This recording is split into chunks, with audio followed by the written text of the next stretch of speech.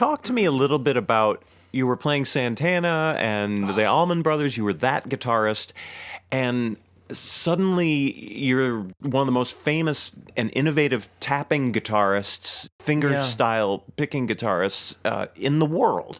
How did that happen? I got robbed in L.A., and they got all my electric guitars.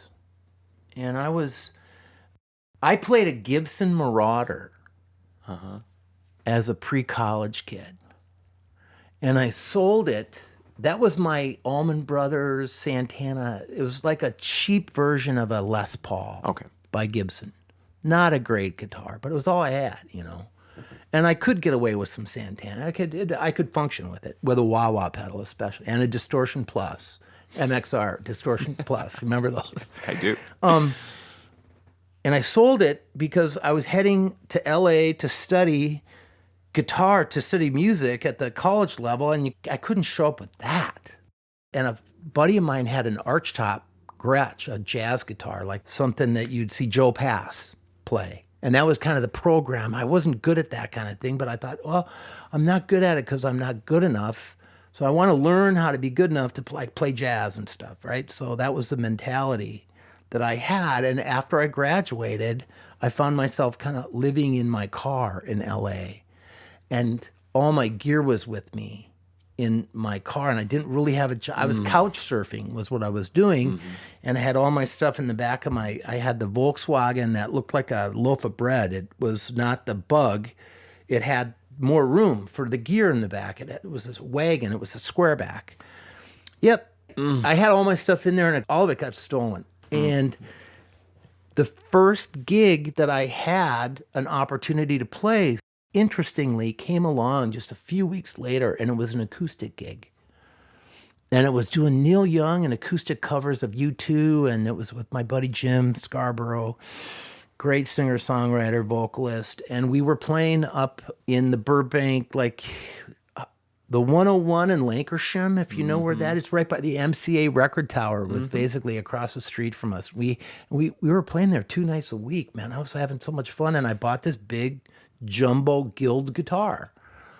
And I'd always loved acoustic. Again, we talked about James Taylor as being kind of one of the ways you would get into playing complicated finger picking patterns. I got into some of the other Celtic-y finger style guys, John Renbourn in particular. All of a sudden, I hear about this Michael Hedges guy. And my buddy Dirk gave me a cassette tape, and I listened to Michael Hedges' Breakfast in the Field, and I said, there's no way that's one guy on one take. I'd learned how to transcribe Wes Montgomery, Joe Pass, you know, all kinds of great guitar players, and I could not figure out what this guy was doing.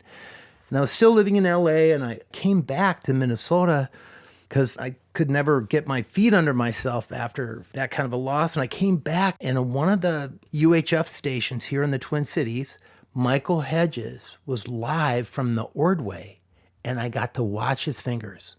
And I got to see his hands up on the neck, like Eddie Van Halen, both hands up on the neck. And I was like, oh, that's how he does it. And I literally, I locked myself in the basement of this house because it didn't have an attic. Of the house we're in right now? No. This was down near when Central High School. I was down 36th and 4th. I was working on that while I was playing in a funk band, the band I talked about with Kirk and Jermaine Brooks and everybody. And I'd be clubbing with the funk band, and then I'd come home and I'd try to do more of the Michael Hedges-y stuff. And then I shared some of the interesting rhythm patterns with Kirk. And he's like, dude, we can funk that out, man. That is so weird. None of your kick drums are going to land on the beat. They're all anticipated every time. You never play a bass note on the beat. Do you know that you're doing that, Billy? I go, no, but thanks for pointing it out. And we started to jam on this stuff, and it just kind of took off, from there. He really inspired me. The fact that he could feel where the groove was at with some of the stuff I was doing, it was an electric time for me. To be validated by other players who I'd never met, but they liked what they were hearing, that's a neat way to get to know somebody.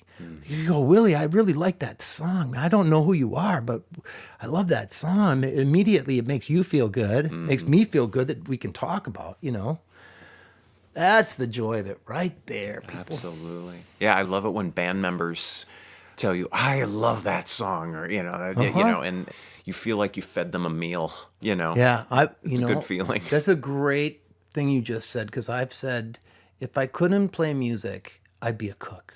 I'd feed people a different way. I love that. I like to cook when there's a lot of people around. That's what it is, I don't like to cook for myself.